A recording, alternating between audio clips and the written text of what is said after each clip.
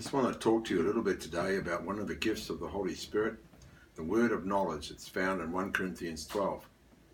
The word of knowledge is just a small, tiny piece of God's revelation to you. God is revealing something to you about a person or a situation.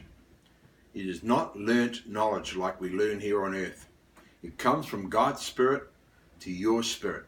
And because we have the Holy Spirit living inside of us, we can learn this word of knowledge. It's a marvelous tool. I just love it how Jesus said, no, you need to have the Holy Spirit. He didn't leave us struggling. We have the Holy Spirit, our helper. And I can't imagine what life I'd be leading now if I wasn't baptized in the Holy Spirit and being guided by the Holy Spirit. The word of knowledge is so important in virtually every area of life, particularly so in counseling, healing, praying for people, deliverance, evangelism, all sorts of things. We must remember that the Holy Spirit has all knowledge from the past, the present, and the future. And He wants to release it through us. The Holy Spirit does not want to be like a bear and hibernate in the winter inside us. He wants to be used all the time.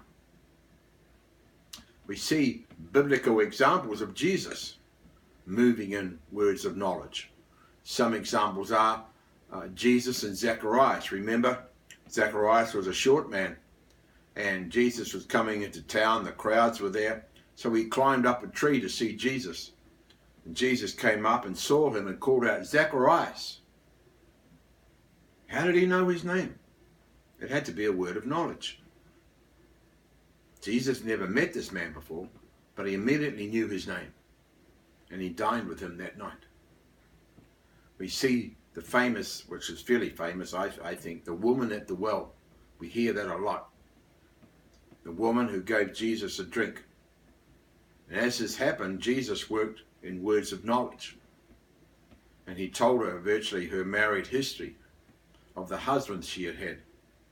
This had such an effect on this woman, she went out and told many people, and sort of revival started there. It's for us in particular, me in particular, I had a season a while ago where the Holy Spirit gave me words of knowledge of names of people that were dying up at the local hospital. I was doing other things during the day, and I came home, and on the way home, this is how he worked it. He said, I want you to go up to the hospital and pray for this person. They're dying, and lead them to the Lord. All of these people were in a very serious condition. So I went up to the hospital, and some of them were on life support systems. Some were in a coma. Now I want to explain this for a minute. Even though their body is shutting down and they can't hear you with their mind because they're in a coma, their spirit is alive. So you can speak salvation to us from spirit to spirit, even though when someone's in a coma. And I did this on a number of occasions, and these people died shortly afterwards. It's a wonderful gift to have. We were taught how to do this in our church back in New Zealand. We were actually blindfolded sometimes and given people's hands, asked to get words of knowledge, prophesy over them, and then ask the Lord for their name. As you can imagine, it's pretty scary. But the more you practice, the more confident you get.